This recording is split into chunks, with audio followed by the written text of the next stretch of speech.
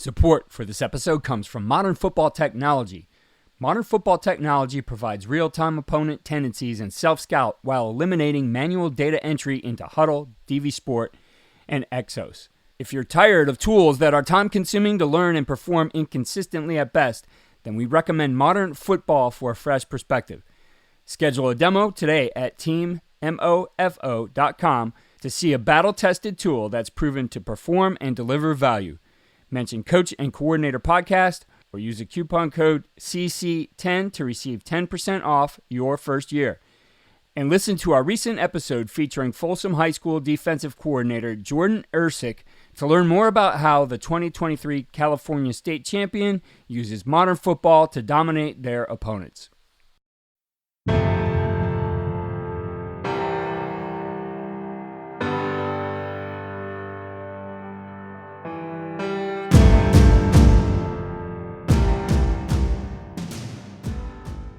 The biggest thing that coaches got to ask yourself, who do you say you are?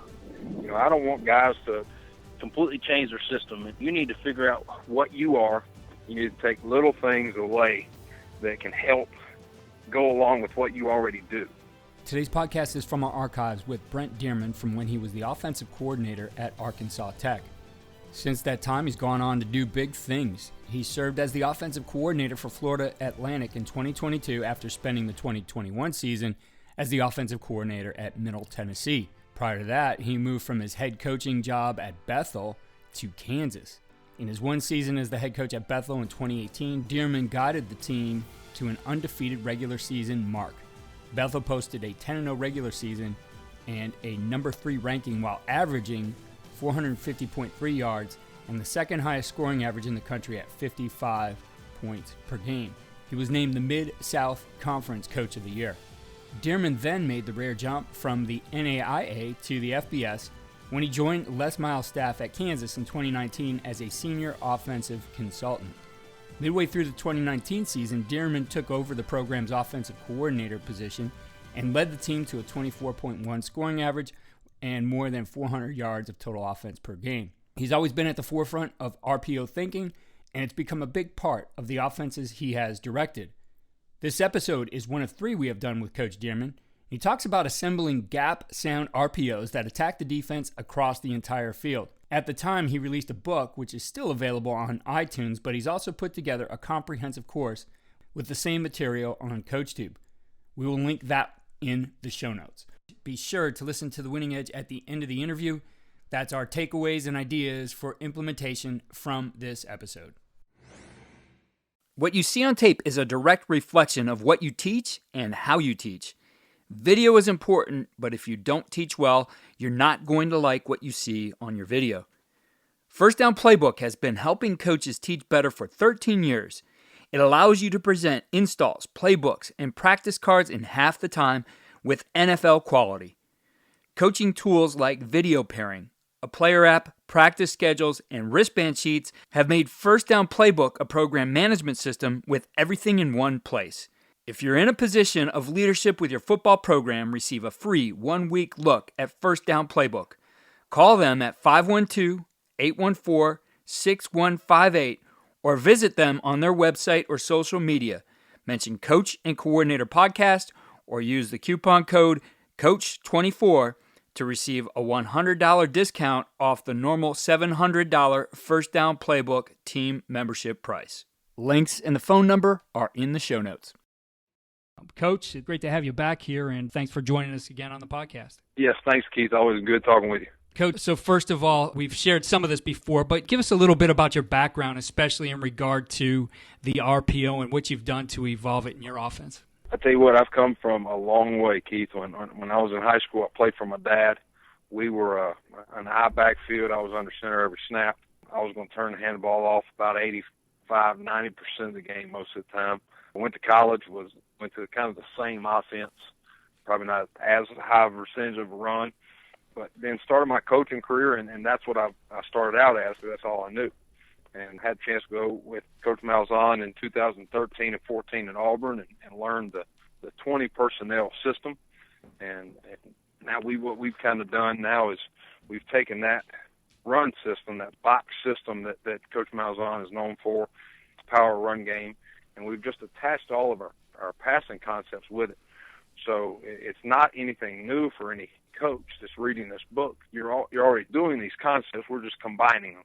I think one way we describe it in the book is, when I go to McDonald's, I don't order a Big Mac, fries, and a drink. I just order a number one. So that's all we've done is we've combined concepts to create our number one value meal. Coach, let's talk a little bit about how this has evolved for you, because that is the title of your book, The Evolution of the RPO. What were you initially looking to do? What did you want to attack in the defenses you were seeing that you said, hey, we have this obviously high-powered offense we got from Gus Malzahn, but we can add this modern trend to it, this modern tool to attack defenses in a different way? For year one, Keith, is in 2015 here we averaged 270 yards rushing a game. And at the end of the day, I want to run the football. And if you want to win football games, you've got to be able to run the football. But we were starting to consistently see 8-man boxes every week. So we were in the dilemma of, do we just tighten down our receivers even more, try to get down there and dig those guys out, or we've got to create some kind of way to get those guys out of the box with still having a downhill run mentality. We could call pass game, but it's not the same mentality for your O-line. So I liked it when my O-line get to come off the ball and they get to hit people in the mouth instead of pass blocking and getting vertical so much. Another thing that we were looking at is my first 2 years here, we had more of the running quarterbacks, and we could read C-gap defensive ends and make them wrong all the time. Now we've kind of changed what kind of QB we've got now, so we had to find a way to still read a gap, but not the C gap. We wanted to keep our guy upright. He got hurt for us last year, game 3, because we were running him a little bit too much. So now instead of reading the C gap defensive ends, we're now reading that D gap conflict player a lot more. I know in looking at RPOs, a lot of teams are trying to do what you've done, take one component of what you do, marry it with another, and like you said, call it a number one, right? Put it together in a different way. And coaches, in some instances, I think get carried away and they're like Dr. Frankenstein assembling all these different parts, but you still have to put them together in a certain way so that it functions. And that's something you and I were talking about before we got started here, that a lot of teams are trying to do RPOs, but they're not doing it in a sound way. So how do you make it sound and protect the quarterback? I tell you what you've got to do is you got to figure out what you're trying to accomplish and what guy you're trying to pick on. One of our top RPOs that we currently have is we're going to run the split zone ISO. And the only issue that we have with split zone ISO is if the Sam linebacker or the field safety get into the run fit too fast and get an extra hat. Because I know my O-line and my H-back can block the 4 down, the Will, and the Mike. So I don't even look at those guys. I see a lot of people trying to leave a Will or a Mike linebacker unblocked in RPOs. Well, the problem you're going to have with that is I can't always know what those guys are going to do. So I'm going to always account for them in the run box. My quarterback is just going to have his post-snap eyes on either that Sam linebacker or that free safety, depending on who is sitting in that D gap based off of coverage. So we wanted to marry up a concept that got one of our receivers into his pass responsibility. And if it's the Sam, he's got to get all the way out to the flats in his cover 4 concept. So what we've attached is a concept that everybody in the country puts in about day 1 or day 2 is the snag concept. So we're going to run that outside receiver on that sit-down route at about 6 yards. That corner is going to take the corner and the safety out with his route. So that snag, that sit route, is picking on that one Sam linebacker. So I'm putting him in conflict. Instead of asking multiple defensive players to be in conflict, I can only ask my quarterback to truly read one guy instead of multiple guys post-snap. Yeah, that makes a lot of sense. And I know, one concept you shared in your book, which I just love the way you were looking at it a little bit differently. I mean, I've certainly have thought of those ideas before, but you talked about the hot gap. Talk to us a little bit about what is the hot gap and how do you utilize that as a tool in RPO? Well, first off, any RPO concept, we would rather do the inside zone. And the inside zone is so good because my quarterback's always going to be protected from C-gap to C-gap. So he knows that he's only hot off outside pressure. So what we had to come up and develop is we want to still be able to run downhill, gap down offense with the power, the counter, and the buck sweep. But with all those plays, you're pulling a backside guard. And anytime I pull a guard to add a gap to one side, that means I'm losing a gap on the backside. And me being a religious guy, Keith, my dad used to teach me in Sunday school, and it says in the Bible, you can't serve two masters. So there's no way that tackle on that gap seal hinge can block the B and the C gap. So he can't serve two masters. So if he gets any backside pressure in the B or the C gap, he is hot. So we call that a hot gap. And we're going to put his hot throw on the same side of his hot gap. That way his eyes never have to cross the center. He can keep his eyes to that side of the hot gap. I know another tool that you utilize within this, you mentioned putting the read to the hot gap, but you also have some pre-snap. Really, they're not RPOs. It's just a decision to throw quick. Talk us through both pre-snap, what you're doing at the line of scrimmage, and then post-snap. Pretty much that is standardized this for your quarterbacks. What we've done pre-snap is we've attached some of our quick game concepts, either double slants, double outs, a seam with a mini dig behind it. If it's to our single receiver into the boundary, if he's happens to be our pre-snap, most time it's a choice for us, and that choice is based off whatever the quarterback thinks he has free access to. So all we're doing is we're calling our quick game. So instead of me calling quick game on 2nd and 10, I can call the RPO. I know that the quick game is built in, so that if it's there, I take it. And that's the only thing I tell my quarterbacks is if you have free access to the quick game concept, you throw it. And we better be 90% at those throws, or we're not going to do them anymore. I've just threatened my quarterbacks and said we can always just tighten those receivers back down, and we just dig out MDM if y'all can't read it right. So the hot gap is always going to be on my pre-snap side. I can't post-snap read a hot gap. I've got to see that pressure coming. I got to deal it out to that side. The post-snap side is when I'm putting the D-gap player in conflict in my ride. I'm not going to make that decision right now. I'm still going to ride the running back the same way I would do his own read and make him either suck down into that D-gap run fit, or he's going to bail and get into usually his flats or hook zone.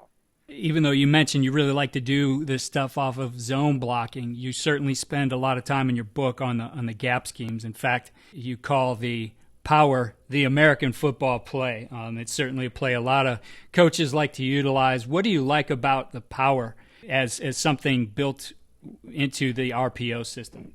I like the power because it's a downhill, it's a mentality play. You know, the inside zone has become such of a your back's got to have great vision. Most of the time it's hitting the backside B gap on the cutback anyway. It's not a hit you in the mouth downhill play. The beautiful thing I like about power is I'm pulling that guard, I'm bringing an extra gap to the front side of the play, and I'm hitting people in the mouth with angles, getting down blocks by my O-lineman. With the inside zone, you've got so much one-on-one sometimes. In my power system, I get a lot more double teams on the front side. I get a true kick out by my H-back where he's not having to think as much as he does on the inside zone. Usually he just kicks the end out with that guard wrapping down, and my tailback can get downhill right now. And then obviously you delve a little bit into the counter as well. I actually really liked, that was one of my favorite takeaways, was what you did with the counter game in RPO. Talk to us and give us a little overview of that. What we tried to do is, and we really just sat down this off season and said, you know, where can we take this? And a lot of things, we brought in our defensive staff sometimes and said, hey, what gives you guys a hard time? And they kind of helped us out with developing this stuff. Well, the first thing that one of my DCs told me is a lot of teams RPO the side of the back. So we wanted to mess around with that tendency. So what we did with our counter is we put the back offset, where he's going to be offset in a lot of our straight pass concepts. He's going to be offset in our power read concepts. So we've broke a lot of tendencies with the type of plays that we can run at the offset now. So we're going to cross face, and it looks like power read to that defensive end. So what happens is that D end is going to play a little bit softer. So I can get a kick out block more on him. Another thing I like about it is I am keeping my quarterback's shoulders parallel to the line of scrimmage now. With a lot of RPOs, we turn, we ride at a 45, we ride at a 90. But what we've done with our counter is since we're straight cross-facing, all he can do is stay parallel with the line of scrimmage. That way he can keep his eyes basically on the whole field. He can see his hot gap backside. He can see his post-snap D-gap conflict player to the front side. Coach, you continue on with your utilization of different RPOs with buck sweep scheme, which obviously is a staple in the Gus Malzahn offense. So tell us a little bit about what you did with the buck sweep to turn it into an RPO. With the buck, you're losing. Well, the way we run it is we're going to set the edge with our nearest receiver to the call side. So the one negative you have with running buck RPO, the way we run it, is we lose a front side receiver in the pass concept. But I didn't want to change it because we can set the edge so well by bringing that crack receiver in on usually that wheel linebacker to set the edge. If I try to RPO that side and I ask O lineman to try to block that wheel, it usually carries that play out too far. When I just want to set the edge where that tailback put his foot in the ground and he can get north and south. You see a lot of buck teams that try to carry that thing out to the sideline. It stretches so much, and I hate plays that just keep stretching. I want to set the edge, and I want that back to get vertical now. So we lose usually that boundary receiver from running into the boundary. But what we've done to the field, because I have a pulling guard, getting back to that hot gap philosophy, because I have a pulling guard, I need some type of hot to that side of the field. So we've got two concepts at the moment of either having the bubble that we can throw out there off of hot, or if I get that Sam linebacker too tight to the box off an apex look, QB can deal it right now. The other concept we've attached is the double slant concept, where the inside receiver is my hot, because usually that Mike linebacker is going to read that guard pulling, and if the Sam is blitzing, there's nobody left in that vacated spot. So I can deal it right now in the hot, or if I get the old school 4-3 apex Sam linebacker, I can deal the outside slant when he throttles down so he didn't run to get covered up. As coaches, we know that some of the biggest hurdles to our team's success can come from off the field. Your team needs support to tackle the endless list of expenses, uniforms, training equipment, travel, and more. But raising that money can feel like a full-time job. Thankfully, there's Vertical Raise. Vertical Raise is the premier online fundraising platform using innovative technology to create the easiest and most efficient system available. Raise more money in less time with a local fundraising coach who works with your team every step of the way to customize the ideal fundraiser. With options for online donations, digital discount cards, premium product sales, and even spirit shops, Vertical Raise has top-of-the-line solutions for every fundraising style. To find out more, visit verticalraise.com and we'll get you connected with an exclusive offer on your first fundraiser. Coach, I guess the only other running scheme that you cover here and have utilized as an RPO is the outside zone, and that's one that you illustrate and pair with what you call glance in the book. Yes, we kind of stumbled upon this year because we've got one of the best H-backs I've ever had in coaching. He was an All-American last year for us, two-time All-Conference player. So a lot of teams are now keying our H-back instead of keying our guards. So giving my defense staff a little bit of credit because that's what they were doing to us. So we wanted to come up with some type of concept that ran away from our H-back, and I could still be gap sound. So what we like to do is go an outside zone concept into the boundary, but I'm going to leave my H or my sniffer to the field to still handle the field C gap, because I never want the quarterback to stay in the pocket and leave the C gap defender free for him to get hit. So once again, I need a pre-snap to the field. It's either a quick game or a D-gap hot throw. So most of the time we usually are going to do our double slants. We've attached double out concepts there before. Really whatever concept, quick game concept that each coach wants to put there, you can mirror it up with that concept. Into the boundary, I'm going to read that boundary safety.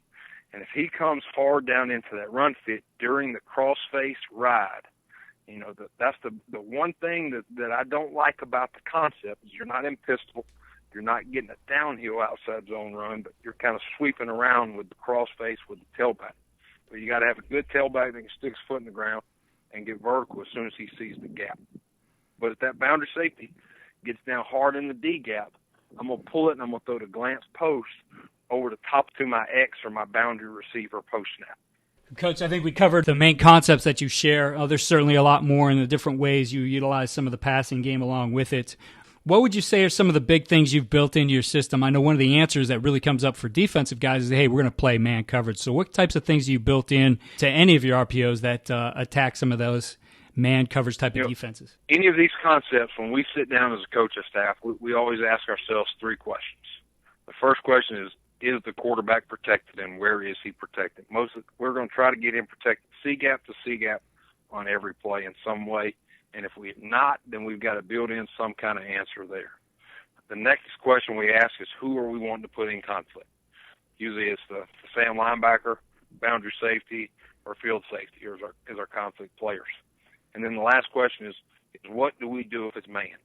So you have to have some answer built into every play.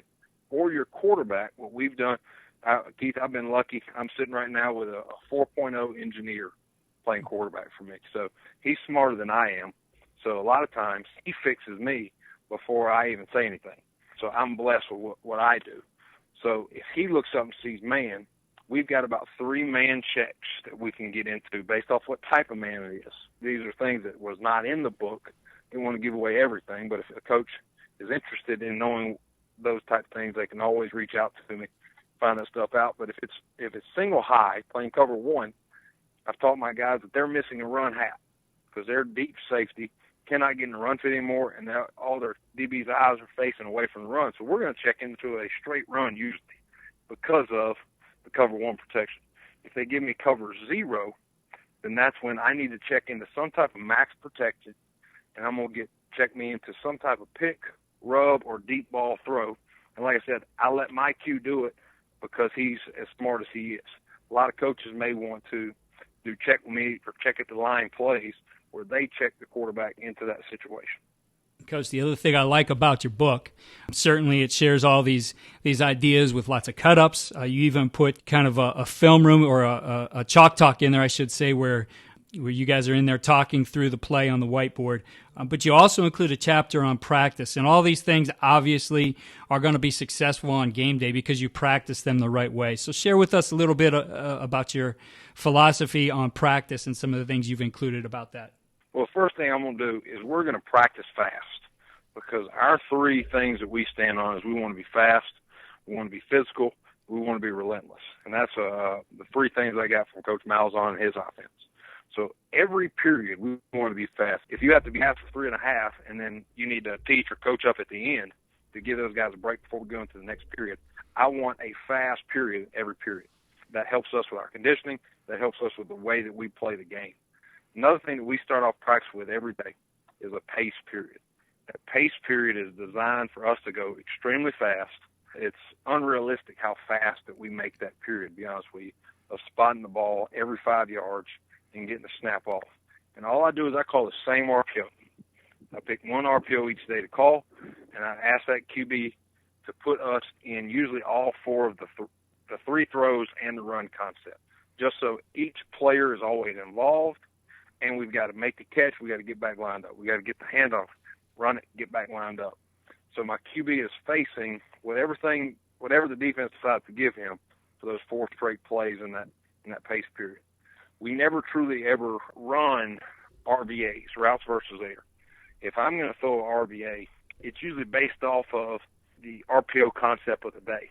So if I'm throwing the glance, I'm going to work on my ride read, pull it, and throw the glance instead of just throwing glance posts that day or just throwing slants this day. It's usually, hey, I'm throwing this slant because I've got a hot backside. So we build in the concept in every ball we throw. We build in the concept in that pace period. And then we've got a perimeter run period where I'm allowed to either call some type of perimeter run, be an outside zone, power read. I can give any kind of perimeter run, or I can work on my D-gap conflict RPOs during that period as well. So that's another great period. A lot of snaps are happening right there. I also put video of a pace period and a perimeter period as cut-ups into that practice section of the book.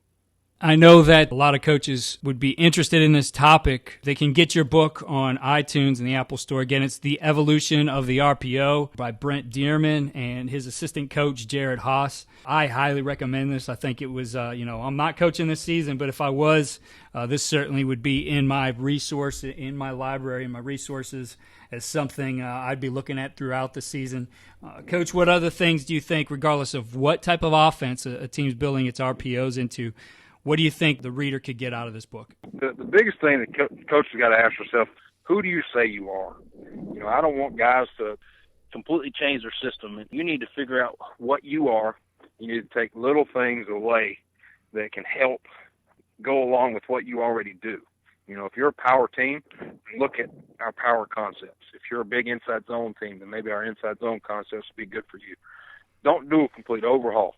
The other thing I like to always remind guys is be sound. I'm a former QB, and I can't imagine trying to play in an RPO system that's not gap sound. Make sure you're gap sound in what you do. Have an answer if you're not gap sound for your quarterback so he can stay upright during the game. You can protect him for the full season. And the last thing is, like we just talked about, you've got to have your man answers at any point. Whatever you want your man answers to be. We've put a couple man answers that we do in the book as well that people can get out of it. But at any time, if anybody wants to reach out to me, feel free to. I love talking ball at any time. Well, Coach, thanks for sharing what you do. Some great endorsements on your part. We had Coach Malzahn in there, Tim Horton, the running backs coach at Auburn, and Coach Bobby Bentley from South Carolina, all endorsing your book. So those are some pretty good names in football saying that, hey, this is some really good stuff. I loved it, like I said, reading through it and looking at all the different ideas. And I really like that there's a lot of resources with it, including all the videos. So great job on putting this together. Again, it's The Evolution of the RPO. And Coach Dearmon, thanks again for joining us on the Coaching Coordinator podcast. Yes, sir. Thank you, Keith, for having me. Always a pleasure. It's time for the Winning Edge, takeaways and ideas for implementation in your own program. 1. Coach Dearmon gives a simple but very effective filter for looking at assembling an RPO in any offense by understanding where the hot gap is and building your RPO to account for that hot gap. In this way, you remain sound in protecting both the running back and the quarterback from unblocked hitters. A good practice here would be to pull out your playbook and take a look at all the RPOs that you have and where is the hot gap. Be sure that you have something accounting for that and coming in behind it with your RPO. 2. Utilize your defensive staff to help you understand how you are being attacked, what causes difficulties for a defense, and how to evolve what you do to attack a defense. This is a great way to build staff chemistry by creating an open dialogue where the different sides of the ball do not get siloed from each other. While Coach Dearmon talked about doing this in the offseason, I've found that having even a short session together with the staff on the other side of the ball in season helped us tighten up our game plan. 3. Create practice periods that work for your team based on what you do. We heard Coach Dearmon talk about routes versus air and their adaptation so that they are making the throws that have a mesh because that's what they do. He talked about the different ways that they utilize their outside run period, which allows them to work the RPO more here as well. The point is, while most teams have a standardized set of periods, like inside run, skelly, routes on air team as examples, there's nothing written anywhere that says you have to do it that way. If you need ideas, get out the spring ball and go watch your local college team, regardless of the level. See what they are doing and ask them why they do that. Then go back and look at your practice template and start with, why do we do this? At the very least, it will give you more depth of understanding of how you best develop your players within your system. Be sure to check out the links in our show notes. There we have courses from Coach Dearmon. We have a featured article on the RPO with Coach Dearmon and the 2 other episode links that we've done with him before. Be sure to go to coachingcoordinator.com and sign up for our weekly tip sheet. In this, we give you some of the best ideas from the week of podcasts, as well as featured articles and recommended resources. Again, go to coachingcoordinator.com. Also, follow me on Twitter at Coach K. Grabowski.